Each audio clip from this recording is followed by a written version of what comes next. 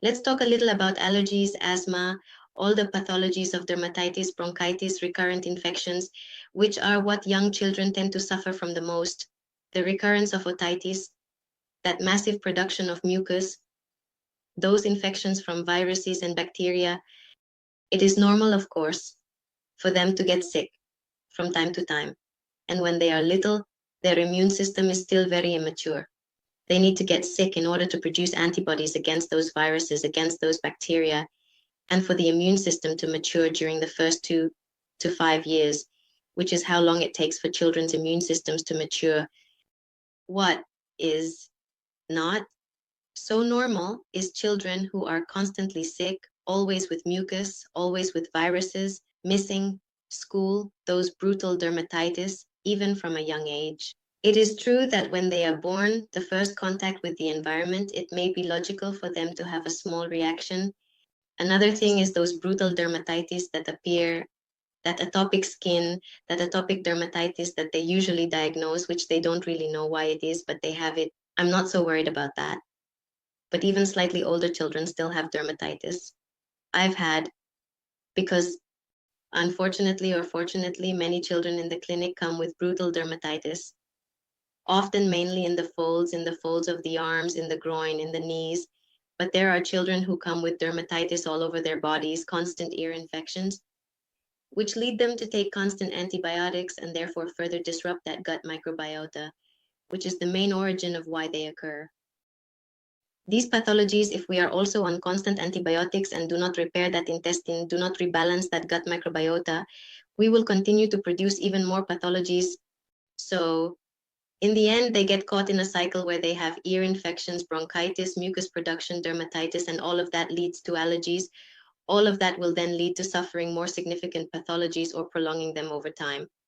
So fortunately, they are diseases that, although not serious, are very bothersome and can even prevent children from doing many activities. It even leaves them with an impact on their self-esteem, feeling this way, especially when it is something on the skin. And since they are always unwell, it affects them a lot. We will also look at pathologies that affect the digestive system, like recurrent diarrhea or constipation. I repeat that it is normal for children to catch a virus and have diarrhea for 5 days, or to have a throat infection occasionally for a week. It has to be that way. In the end, they need to have germs enter their bodies so that their immune system can mature and produce those antibodies. What is not normal are children with constant stomach pains, with frequent cramps, with very chronic constipation, with very heavy digestions, and constant infections. That is what is not normal. Environmental allergies from a very young age. Well, allergies can be treated from a young age, just like in adults. Dermatitis can also be treated, and diarrhea as well. Today, I am going to focus on the little ones, but these are conditions that are treated much more commonly in adults in the clinic. We are also going to talk a little about childhood obesity, which unfortunately is increasing every day. We are also going to provide some notes on how we can improve the symptoms of ADHD, hyperactivity, and autism, how there are nutrients that can indeed help, well, to support those children to feel better.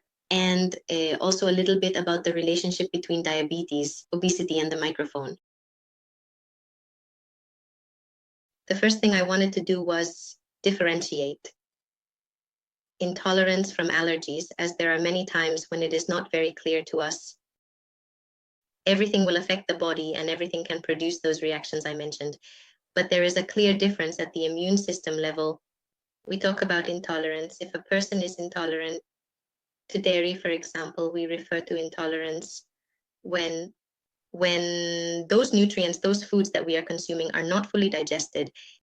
We consume them, but our digestive system does not have the digestive enzymes to digest them. And it will indeed produce an effect on the body, but it is usually more of a metabolic dysfunction than an immune system reaction. It can also happen that we have a deficiency in the intestinal transporters, meaning that at the digestive level, at the stomach level, digestion occurs correctly, even at the intestinal level. But when it comes to absorbing those nutrients through the intestinal membrane, it does not happen. This happens when we have a fructose intolerance. Fructose intolerance is relatively easy to treat. It takes a few months to address it, but it can definitely be treated, unlike allergies, where it is often more about improving the symptoms. So fructose intolerance occurs when there is a dysfunction, a deficiency of a transporter in the intestine. Fructose is a simple sugar that mainly comes from fruit. It is also used to sweeten other foods, but it comes from fruit. And what happens is that when there is an alteration in the intestinal microbiota, that transporter is not produced, and therefore fructose will not penetrate. It will not enter through the intestinal membrane. And what will happen is that it will remain in the intestine. The intestinal bacteria will consume it, they will eat it, and will produce that amount of gas, that bloating of the belly, and that general discomfort.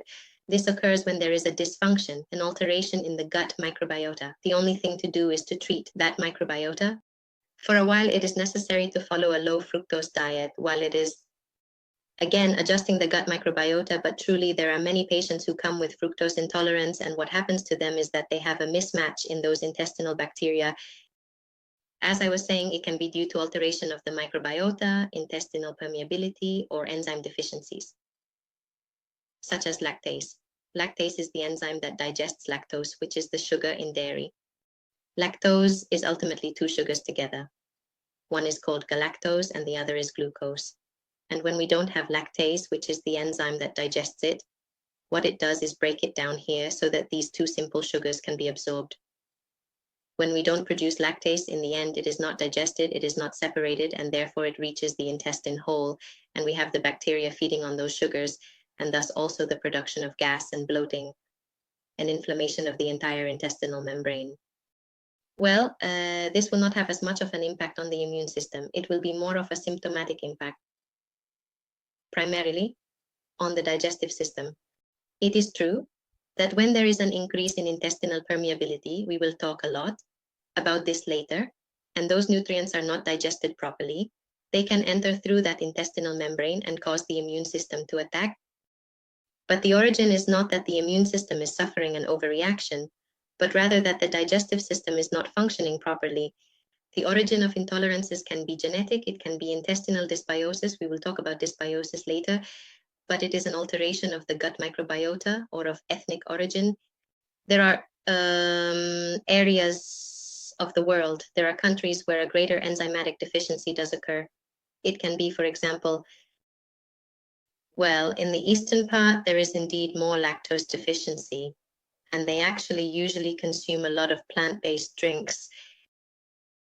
But well, allergies, however, which is what we are going to talk about a lot, are indeed caused by an excessive reaction of the immune system.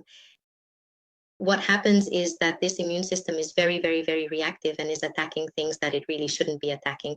So let's see how we can regulate that immune system and prevent suffering from that attack on substances.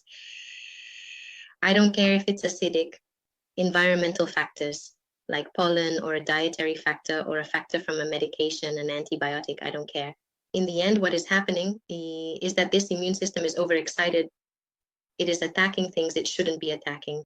We will see how we can control the immune system so it does not attack. Specific immunoglobulins will be produced. That is, we will produce specific attack antibodies against those substances. We will not talk about nutrients because we need to discuss substances in general and what antigens will enter the body and cause the immune system to attack. The immune system consists of immunoglobulins, which are proteins and therefore only attack proteins. I want to make this clear because there is no allergy to lactose. We have said that lactose is a sugar. The immune system only attacks proteins. We can have an allergy to cow's milk, an allergy to gluten protein, an allergy to dog hair protein, but they are always attacks on proteins. An allergy to egg protein will always be an attack on proteins. Allergies to omega-3, allergies to a fat, that does not exist. Allergies are not produced to sugars or fats, as I was saying, those are intolerances. My metabolic system does not produce digestive enzymes to digest those substances, but it is not an allergy. Allergy is an immune system reaction to proteins. So, what are the origins of allergies? It can be genetic as well. It can be produced during pregnancy with the mother. And now we will talk later about the imbalance that occurs with pregnancy It can also be an alteration of the gut microbiota or something that is causing the immune system to overreact, an increase in intestinal permeability, which is where we will address nutrition or, well, excessive contamination